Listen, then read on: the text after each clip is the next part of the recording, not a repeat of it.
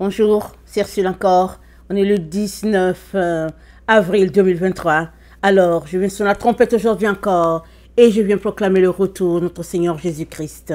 Amen. Soyons tous bénis, soyons remplis de sa joie, soyons persévérants. Amen. Les yeux fixés sur notre Seigneur Jésus-Christ en tout temps. Amen. Alors, aujourd'hui, je viens apporter une vidéo encore sur la bête, le faux prophète et le dragon. Amen. Je sais que j'ai apporté plusieurs vidéos. Amen. Et le Seigneur, par sa grâce, qui m'a donné des révélations petit à petit. Amen. Et aujourd'hui, je viens faire un résumé de tout cela. Et je prie par la grâce de Dieu que cela puisse apporter lumière à plusieurs personnes. Et surtout que chacun puisse réaliser le temps dans lequel nous sommes complètement à la fin. Amen. Nous sommes complètement à la fin. Il y a beaucoup qui ne le savent pas. Il y a beaucoup qui continuent de traîner les pieds, qui continuent au fait de rêvasser, se disant qu'ils ont le temps. Mais au fait, je viens vous dire, les temps sont épuisés. Au fait, c'est ça que je viens vous dire.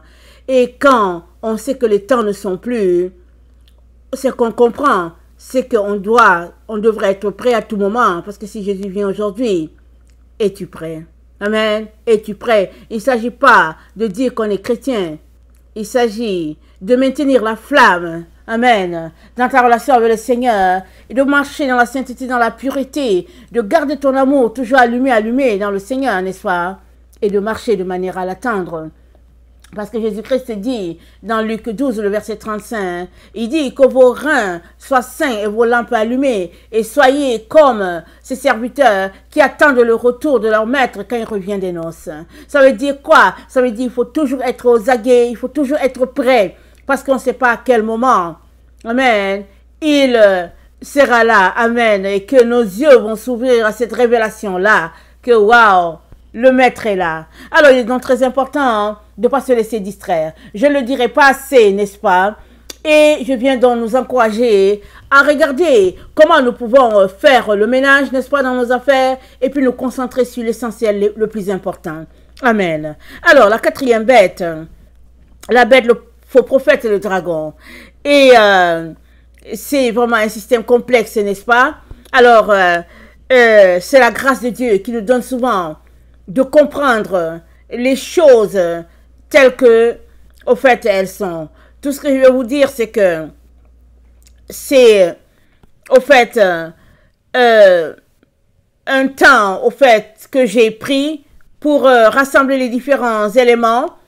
Et je suis donc partie à la base. Et à la base, qu'est-ce qu'il y a à la base? Il y a le dragon, l'entité en dessous du système. Alors, c'est le serpent ancien, celui qui était à l'origine de la désobéissance. Amen.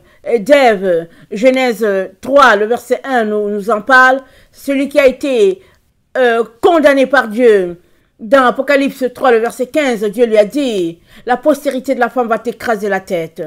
Toi, tu lui blesseras le talon. Mais la postérité de la femme, la descendance de la femme, les enfants de la femme, la progéniture de la femme, ils t'écraseront la tête, ils en finiront avec toi. Et c'est quoi qu'il y a de spécial avec le serpent? C'est qu'il a un esprit tortueux. Amen. Il a un esprit, au fait, tantôt dans la vérité, tantôt dans le mensonge, un esprit rempli de malice, un esprit rempli de tromperie, afin de conduire les enfants de Dieu loin de leur Père. C'est ça qui a été fait à Ève, et c'est ça qui est en train d'être fait à toute l'humanité depuis la chute originelle. Mais il y a de l'espoir pour toute personne qui ne veut pas marcher sur les traces du serpent.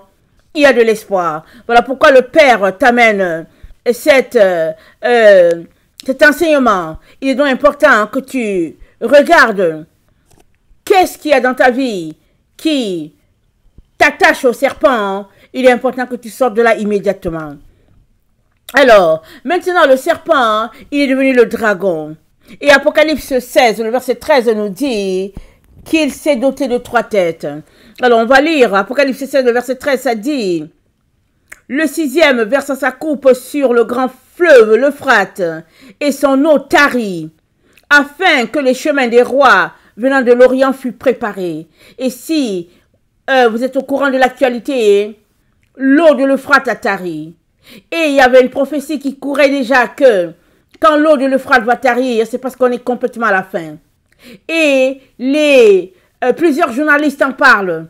Ils parlent, moi je le sais comment, c'est parce que je l'ai trouvé à la droite de mon ordinateur, et j'ai cliqué, et j'ai vu que, ah, tiens, ça correspond à ce que la Bible dit.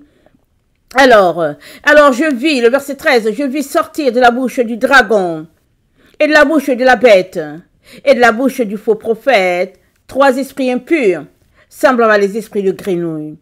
Car ce sont les esprits des démons, qui font des prodiges, et qui vont vers les rois de toute la terre, afin de les rassembler pour le combat du grand jour du Dieu Tout-Puissant. Amen.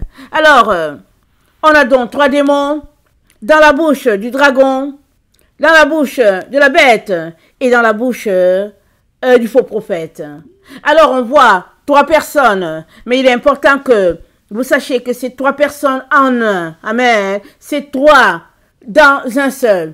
Disons, c'est comme un récipient qui contient 3 personnes, 3 démons qui sont là en train d'agir pour le compte du système afin que Babylone puisse régner sur la vie des enfants de Dieu et les détourner de la voie de leur Dieu. Amen. Alors, le dragon, donc, c'est l'entité en dessous du système, et c'est de lui que je parle en premier. Donc, on vient de lire dans Apocalypse 16, le verset 13, c'est 3 têtes, n'est-ce pas? Alors, une tête, c'est dit, il ressemble à des grenouilles. Alors, si vous prenez un peu tout ce qui se passe sur l'actualité, on va voir que les grenouilles, ça ressemble à ce qu'ils appellent les aliens. Alors aujourd'hui, ils ont embelli cela en disant que c'est les aliens. Mais les aliens, c'est quoi? Les aliens, c'est les esprits des anges déchus tels que Enoch en a parlé. Amen. Et qu'est-ce qui s'est passé? C'est que les fils de Dieu sont venus avoir des enfants avec les filles sur la terre dans l'intention que leurs enfants puissent retourner au ciel. Et Dieu a dit, non, c'est des enfants impurs, c'est des enfants souillés, parce que Dieu n'a pas prévu une union entre les anges et puis les humains. À partir de là, Dieu a dit, leur esprit sera comme des nuages sur la terre, et ça va apporter des maladies, ça va apporter des guerres, ça va apporter toutes sortes de fléaux jusqu'à la consommation des péchés. Amen. Et c'est ça qui est en train de se passer. Si bien que les êtres humains, pour tromper encore l'humanité ou tromper les enfants de Dieu, parlent aliens, mais ce sont les mauvais esprits. Alors, les mauvais esprits qui possèdent des personnes et puis qui sont là dans le but de détourner celui-là qui s'intéresse au Seigneur, de le détourner carrément des voies de Dieu. Il est donc très important que nous puissions, au fait, toujours rester concentrés, les yeux fixés sur notre Dieu, afin de ne pas nous retrouver sur le chemin qui n'est pas celui-là que Dieu veut pour nous. Alors, dans les 3 démons, ils forment la tête de l'aigle. Et l'aigle, c'est qui? L'aigle, c'est le 4e royaume de Daniel. Ce sont les États-Unis. Alors, l'aigle, c'est l'aigle qui est la bête. Amen. Alors, l'aigle, c'est la bête. C'est l'organisation. Donc, le dragon qui est en dessous de cette organisation-là a 3 têtes. Et l'organisation, c'est-à-dire le 4e royaume de Daniel, est selon l'image de l'entité qui la gouverne. Donc, en dessous donc, de la 4e bête de Daniel, il y a une entité, au fait, qui dirige tout le système. Et cette entité, amen, c'est une entité, c'est spirituel, c'est une entité à 3 têtes. Donc, le serpent s'est doté de 2 autres têtes, ce qui fait que c'est devenu un dragon. Et puis, ce dragon donc influence le fonctionnement de l'aigle. Mais ce dragon qui a 3 têtes, au fait, agit de manière à ce que les différents pays puissent aller toujours dans le sens de ce que l'ennemi veut. Et cet aigle, le Seigneur ne m'a pas tout expliqué, mais cet aigle qui a 3 têtes fonctionne aussi selon un modèle bien déterminé. Il a plusieurs ailes. Je ne peux pas tout expliquer, mais je sais par contre que quand on parle de 8 rois, les 8 pris ensemble, on peut dire que c'est 8 ailes. Voilà comment je peux l'expliquer. Les 8 rois ensemble, c'est 8 ailes de cet aigle-là, si on peut le comprendre, parce que c'est très complexe. Tout ce qu'on doit comprendre, c'est que il y a la 4e bête de Daniel. En dessous de la bête, il y a le dragon. Il a 3 têtes. Amen. Donc, l'organisation est répartie selon les 3 têtes, c'est-à-dire la tête de la bête, la tête du faux prophète, la tête du dragon. Et quand on monte au niveau de l'organisation politique, donc, il y a ces 8 rois-là, amen, mais au-dessus d'eux, il y a 3 têtes. Alors, système complexe, retenons juste ça, et quand Dieu voudra nous révéler plus, on pourra, au fait, découvrir ce qu'il a pour nous. Mais ce qu'on doit savoir, c'est que cette bête-là a 7 cornes d'un côté, amen, et puis les 7 cornes, Dieu les a appelés blasphèmes, et puis ils ont aussi, de l'autre côté, 10 rois. Donc, c'est comme une bête qui a 2 cornes. Alors, un côté de la corne a 10 et l'autre côté de la corne a 7. Les 10, c'est 10 rois, ou bien si vous voulez 10 présidents. Et puis les 7, Dieu les a appelés blasphèmes. C'est comme des personnes qui sont ensemble, sont unies d'une manière quelconque, ils sont 7 ensemble. Parce que 7, c'est un chiffre, le chiffre parfait de Dieu. 10 aussi, c'est l'unité de Dieu qui fait que c'est le yod. Avec le yod, c'est déjà l'unité parfaite avec laquelle Dieu peut faire quelque chose, Dieu peut commencer quelque chose. Amen. Alors, c'est pas pour rien que le système de la bête prend le symbole de Dieu de manière à écraser l'œuvre de Dieu. Amen. Donc, le point 3 et puis le point 4 renvoie à Apocalypse 13, le verset 1. Et Apocalypse 13, le verset 1, ça dit ceci. Apocalypse 13, le verset 1, ça dit: puis je vis monter de la mer une bête qui avait 10 cornes, et 7 têtes, et sur ses cornes 10 diadèmes, et sur ses têtes des noms de blasphème. La bête que je vis était semblable à un léopard, ses pieds étaient comme ceux d'un ours, sa gueule comme la gueule d'un lion. Le dragon lui donna sa puissance et son trône et une grande autorité. Et je vis l'une de ses têtes comme blessée à mort, mais la blessure mortelle fut guérie, et toute la terre était dans l'admiration derrière la bête. Et ils adoraient le dragon, parce qu'il avait donné l'autorité à la bête. Ils adoraient la bête en disant qu'il est semblable à la bête, qui peut combattre contre elle. Donc cette bête-là, donc, c'est l'aigle, amen, le symbole de cette grande nation-là, qui a gouverné le monde pendant des décennies, on ne sait pas quand est-ce que les États-Unis ont pris la tête du monde, mais avant les États-Unis, il y avait déjà l'Europe. Voilà pourquoi, quand la bête est présentée, elle est présentée d'abord comme un ours, après comme la gueule d'un lion, après comme un léopard. Donc c'est un ensemble de plusieurs royaumes, c'est-à-dire les 3 premiers royaumes qui ont déjà existé, et puis le 4e royaume que Daniel décrit. Amen. Avec des images d'horreur parce que c'est le royaume de notre temps, un royaume rempli de beaucoup d'abominations, un royaume qui écrase, empêchant la gloire de Dieu de visiter le peuple. Amen. Mais Dieu est puissant, puissant pour, dans le temps dans lequel nous sommes, nous révéler que nous sommes arrivés à ce temps-là et où lui, l'Éternel, va prendre la revanche sur ses ennemis. Amen. Parce que ce qui a été prophétisé, amen, a été prophétisé pour que cela arrive dans un temps. Et nous sommes dans ce temps-là. Et en même temps que nous sommes dans ce temps, en même temps, Dieu nous a parlé par la bouche de Daniel que la fin va correspondre aussi au temps de ce quatrième royaume-là. Donc, lisons ce qu'il a dit à Daniel. Ça se trouve dans Daniel 12.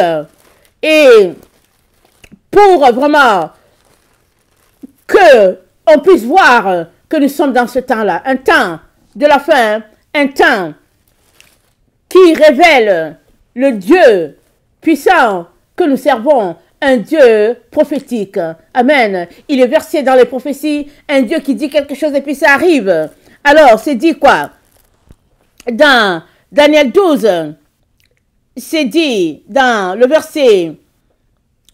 attendez. Le verset 9, il répondit, « Va Daniel, car ces paroles seront tenues secrètes et scellées jusqu'au temps de la fin. Plusieurs seront purifiés, blanchis et épurés. Les méchants feront le mal et aucun des méchants ne comprendra. Mais ceux qui auront de l'intelligence comprendront. Depuis le temps où ce sera le sacrifice perpétuel et où sera dressée l'abomination du dévastateur, il y aura 1290 jours. Heureux celui qui attendra et qui arrivera jusqu'à 1335 jours. Et toi, marche vers ta fin.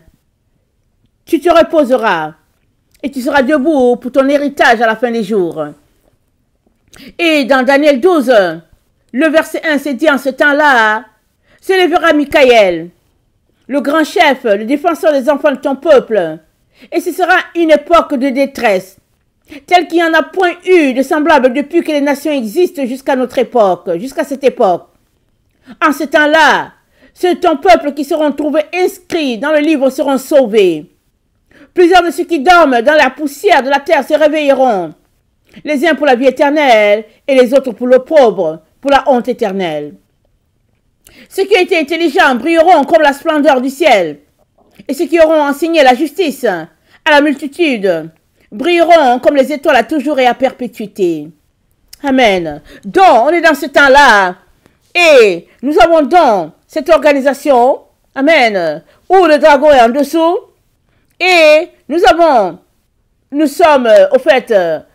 devant la situation de la petite corne, amen, la petite corne en dessous du système.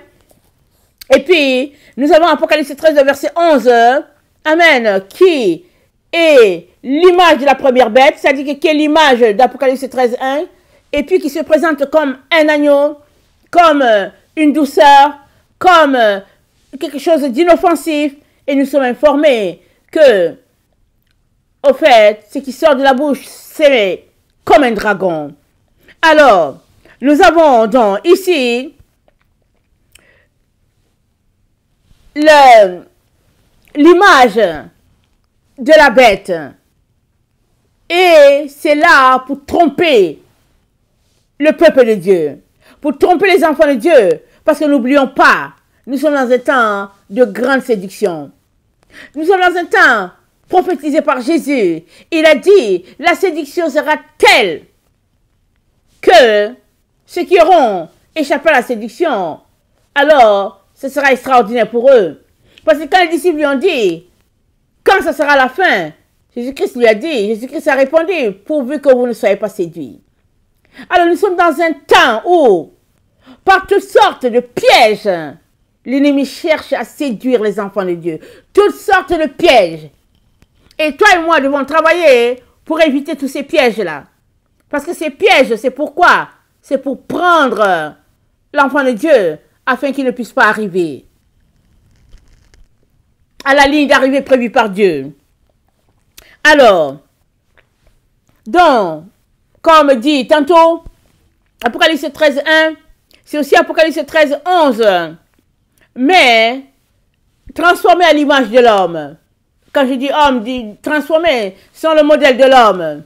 Parce que dans Apocalypse 13, 1, nous sommes devant la quatrième bête, le système, avec ces différentes bêtes qui sont là.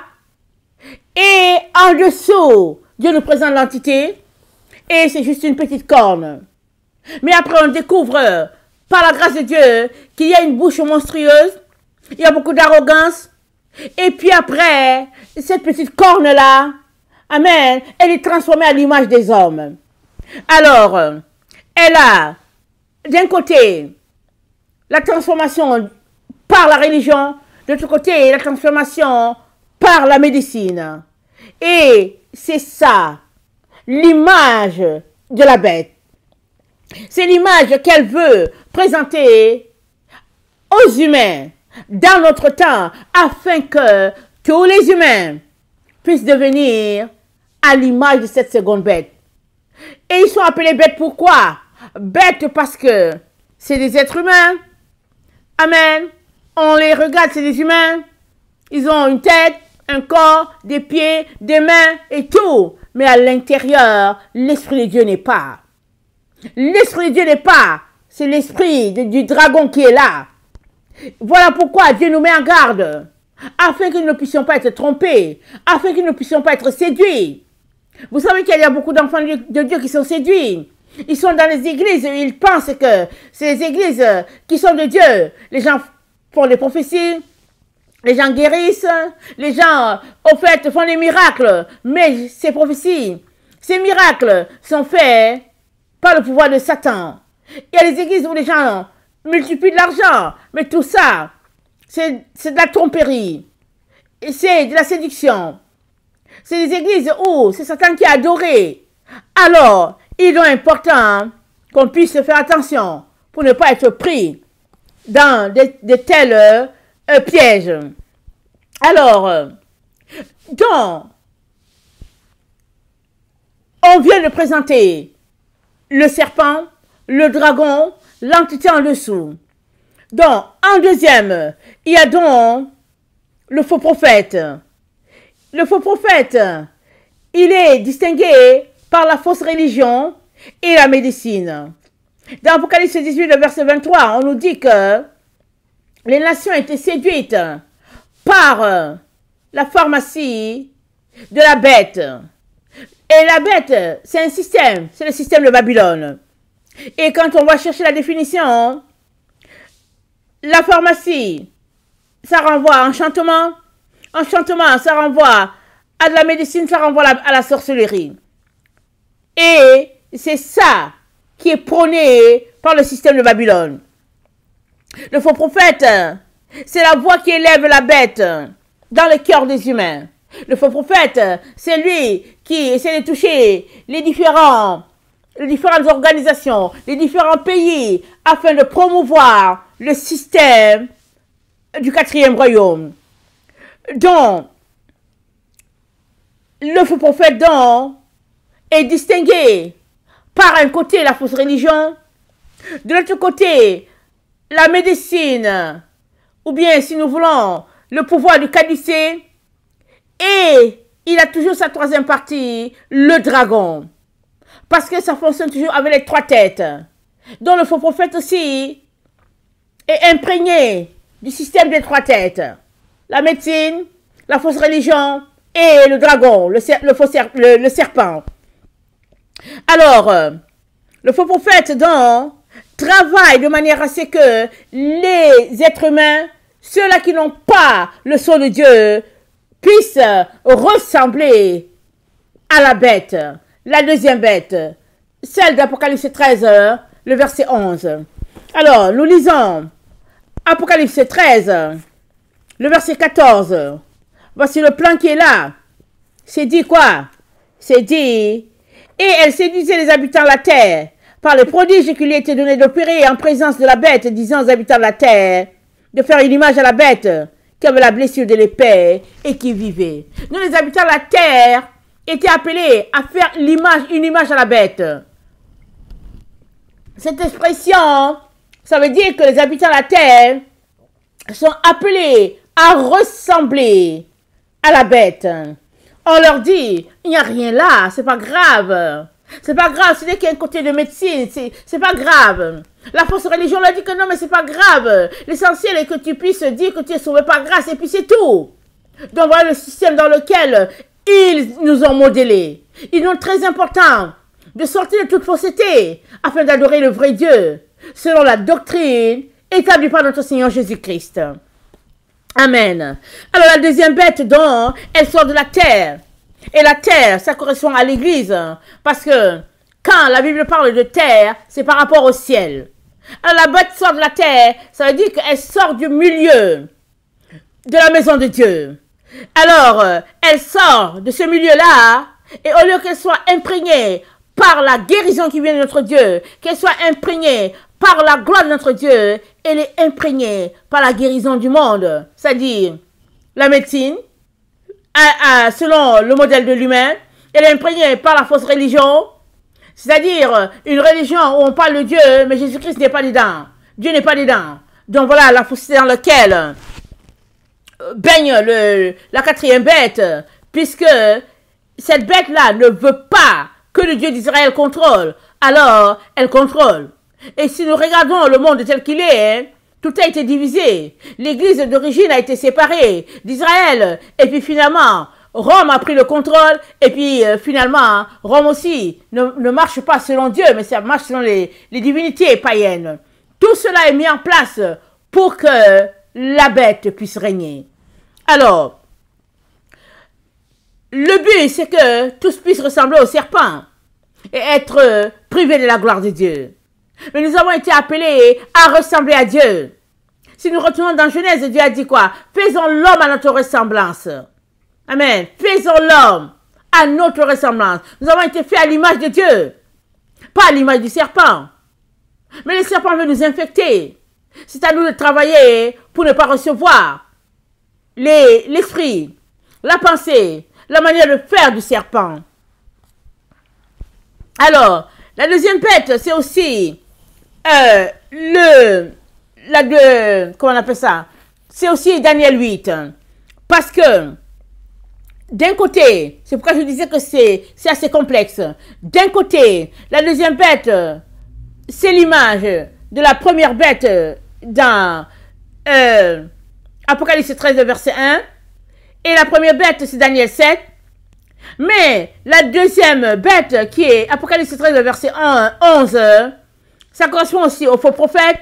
Amen. Mais ça correspond aussi à Daniel 8. Amen. Daniel 8, c'est le royaume qui est l'image de Daniel 7. Le royaume avant lui. Alors,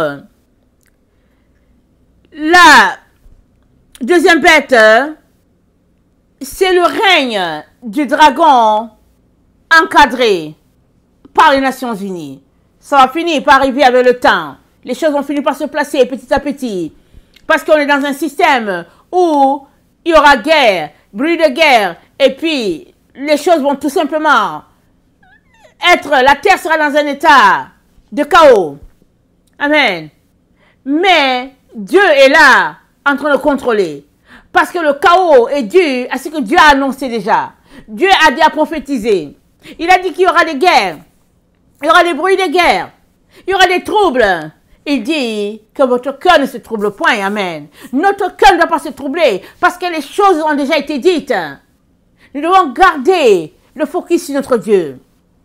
Peu importe ce qui arrivera, gardons le focus sur notre Dieu. Et soyons toujours prêts. Voilà ce que notre Dieu est en train de nous dire dans sa parole. Donc le cadicé, c'est aussi le symbole des Nations Unies. Nous avons déjà vu que c'est le symbole des médecins. Amen. Et que dans le cadicé, on a tout le langage qui est là. Parce que dans le cadicé, il y a un récipient, il y a un serpent ou deux serpents, il y a le bâton. Alors, qu'est-ce qui s'est passé? Avec le temps, subtilement, l'autorité de Dieu a été volée sur ses enfants. On lui a arraché son autorité. Subtilement, petit à petit, l'enfant de Dieu s'est mis à trouver une sécurité dans ces médicaments-là, dans un système de médecine et on prône le bien-être. Mais au fait, quand on regarde le schéma du caducée, on voit bien les symboles de Dieu. Alors, dans le désert, quand Israël s'est rébellé, Dieu a dit à Moïse d'élever le serpent.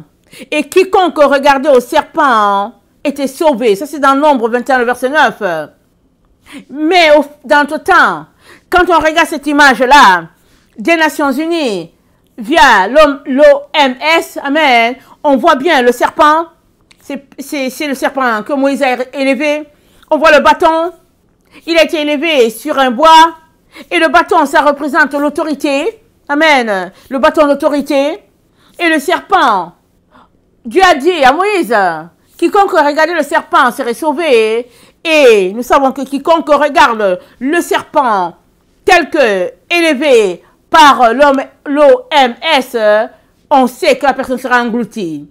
Engloutie pourquoi? Parce qu'elle va se retrouver loin de Dieu. Elle va se retrouver avec Dieu. Donc, nous voyons toujours un système où Dieu établit quelque chose et puis l'ennemi vient aussi établir à côté. Alors, si l'enfant de Dieu n'est pas vigilant, il va se retrouver dans l'autre système. C'est disant que non, Dieu est là-dedans, alors que c'est le système de tromperie. Alors, la deuxième bête, je l'ai dit déjà tantôt, ça représente aussi Daniel 8,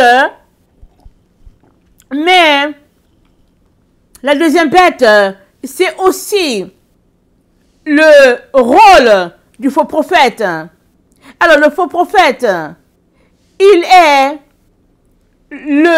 comment on appelle ça? L'instrument, voilà. L'instrument pour répandre cette organisation-là, ou bien la pensée, l'esprit, voilà, pour répandre l'esprit de la quatrième bête sur toute la terre. Alors, ils ont mis en place l'organisation, les Nations Unies. On sait tous que les Nations Unies, chaque fois qu'il y a un trouble à quelque part, on sait que les Nations Unies sont là. Alors, ils viennent au nom de la paix. Mais si on pousse la méditation plus loin et qu'on regarde à la lueur des Écritures, on va voir que il y a quelque chose qui cloche un peu. Il y a quelque chose qui cloche. Tout cela est fait pour pouvoir retirer à Dieu sa main sur ses enfants et puis pour que la bête, la quatrième bête décrite par Daniel, puisse s'ingérer dans la vie des humains. Donc voilà tout ce qui a été mis en place. Alors, les Nations Unies donc finissent par jouer le rôle de faux prophète. Voilà pourquoi je disais que le système est complexe.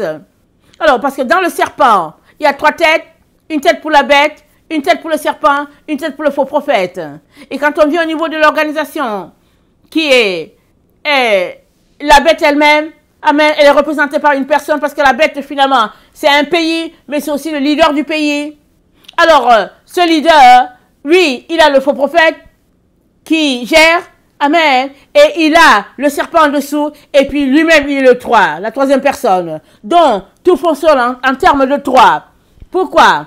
Parce que nous savons qu'il y a la Trinité, Dieu, le Fils, l'Esprit Saint, mais nous savons aussi qu'il y a 4 têtes. Quand on regarde l'Apocalypse, il y a 4 têtes. Quand on regarde Ézéchiel, il y a 4 têtes. Ézéchiel 1, Ézéchiel 10, il y a 4 têtes. Ces 4 têtes-là se retrouvent dans la gloire de Dieu. Il y a 4. Et le système de la bête est mis en place de telle sorte que, si tu regardes bien le système que tu l'étudies, il y a 3 têtes. Et la personne qui s'associe à eux devient la 4e tête. Alors tout est fait de manière à imiter Dieu et à priver Dieu de sa main sur ses enfants. Alors, les Nations Unies donc viennent dans la vie des gens avec l'image de la rescousse, et nous savons que leur véhicule, tout est en blanc. Ça envoie l'image de la pureté, ça envoie le symbole de la paix, ça envoie le symbole de la confiance, un peu pour dire que bon voilà, il n'y a pas à craindre. Mais Dieu met ses enfants en garde contre tout le système qui est là. Parce que tout est fait pour détourner l'enfant de Dieu, pour l'envoyer loin de Dieu. Parce que la vraie paix, elle est divine. La vraie paix, la paix, elle ne vient pas d'un être humain. Et la Bible dit, quand les hommes diront paix, paix et sécurité sur toute la terre, une ruine va s'abattre sur eux. Alors, une paix annoncée par les êtres humains, dans le fond, n'est que façade. Parce que la vraie paix, elle vient de Dieu. Et la vraie paix vient de notre Seigneur Jésus-Christ. Il n'y a pas de paix en dehors de Jésus-Christ. Il est donc très important de saisir cela. Et quand on regarde le système des Nations Unies par l'OMS, on se rend compte que le serpent qui est élevé, amen, ça touche à Jésus-Christ qui a été fait serpent pour nous, n'est-ce pas? Parce que Jésus-Christ est venu pour accomplir le serpent qui a été élevé par Moïse. Le bâton, c'est le symbole de l'autorité de notre Dieu. Et c'est le symbole, au fait, de sa direction, de sa main sur nos vies. Et finalement, on voit que les Nations Unies ont pris tout cela. Et puis, ils viennent pour s'ingérer dans la vie des gens. Pourquoi? Parce que les troubles sur la terre seront tels que ils vont venir en rescousse. Et Dieu nous met donc en garde contre tout ce qui a été annoncé. Parce que quand on s'arrête, on regarde, on voit que Matthieu 24 est en train de se dérouler sous nos yeux. Alors, pour la personne qui veut prendre sa vie en main, il est donc très important de le faire sans tarder. Alors, prendre ta vie en main, ça veut dire quoi? Ça veut dire confier ta vie à Jésus-Christ. Parce que tu ne peux pas faire quelque chose de toi-même dans ce système qui est dans les pièges. Les pièges sont placés par-ci, par-là, tissés de toutes parts pour bloquer l'enfant de Dieu, pour l'empêcher de s'en sortir. Mais si tu fais appel à Dieu, le Seigneur Jésus-Christ t'aidera. Il viendra et il te donnera de pouvoir échapper. Alors, regardons qu'est-ce qu'il nous a dit. Dans Luc 21, notre Seigneur Jésus-Christ nous a parlé.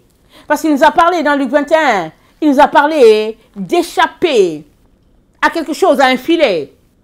Alors, on échappe à un filet. Pourquoi?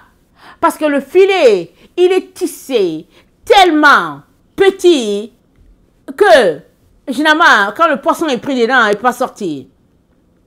C'est difficile pour que le poisson sorte. Et dans Luc 21, au verset 34, c'est dit quoi?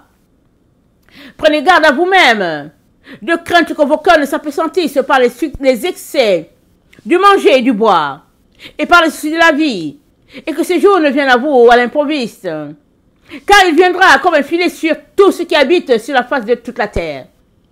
Veillez donc et priez en tout temps, afin que vous ayez la force d'échapper à toutes ces choses qui arriveront, et de paraître debout devant le Fils de l'homme. Toutes ces choses-là, c'est pour que nous puissions paraître debout devant le Fils de l'homme. Parce que le Fils de l'homme arrive, il vient pour établir son règne, le règne divin sur la terre, tel que prophétisé par notre Dieu. Mais il se pourrait que tu ne fasses pas partie de lui, tu ne fasses pas partie de ce temps-là, parce que tu auras été séduit. Dieu ne veut pas cela pour toi. Voilà pourquoi il met devant toi tout ce système-là mis en place pour te séduire, pour te détourner de la vérité, pour t'amadouer, pour te mettre de la poudre devant les yeux, pour que tu ne vois pas. Alors, pour te promettre monts et merveilles. Et si toi, tu es juste là en train de penser à ton bien-être physique, à ton corps, à ta gloire, alors tu risques d'être pris dans le système. Dieu ne veut pas cela pour toi. Alors il vient aujourd'hui te dire, réveille-toi. Réveille-toi. Tel que nous venons de lire. C'est dit quoi? C'est dit que ton cœur ne s'appesantisse par les excès du manger, du boire, les soucis de la vie. Laisse toutes ces choses-là. Ça va te priver de ton Dieu. Accroche-toi à ton Dieu et vis de manière à laisser Jésus-Christ être la priorité dans ta vie. À cette heure où nous sommes, il y a des gens qui continuent de courir après l'argent. Il y a des gens qui ont marché avec le Seigneur. Ils ont laissé le Seigneur pour courir après l'argent. Pour multiplier Leurs dollars, les euros, mais tout est en train de s'écrouler. Le marché est en train de s'écrouler, mais les gens ne comprennent pas. Ils courent. Ils veulent être riches. Mais riches pour faire quoi? Riches pour faire quoi? C'est pas le temps de courir après une certaine richesse. Après de l'or, après de l'argent, après les euros, après du yen. C'est pas le temps. C'est le temps de mettre ta vie en sécurité. Parce que Jésus-Christ a dit quoi? Que servirait-il à un homme de gagner le monde entier si son âme, il perdait? Ton âme est-elle en sécurité? On est dans le temps où il faut juste s'accrocher. Rester au pied de la croix. Prier, supplier pour dire, Père, aide-moi à ne pas perdre mon focus. À rester les yeux fixés sur toi. Afin que je puisse arriver à la ligne d'arrivée. Et sauver mon âme de tout ce qui se passe sur cette terre. Alors que le Seigneur nous donne vraiment de rassembler toutes nos forces et de nous tourner vers Jésus-Christ et de faire de Jésus-Christ la priorité des priorités dans notre vie. Que le Seigneur dise sa parole. Maranatha, Jésus revient. Amen. Alléluia.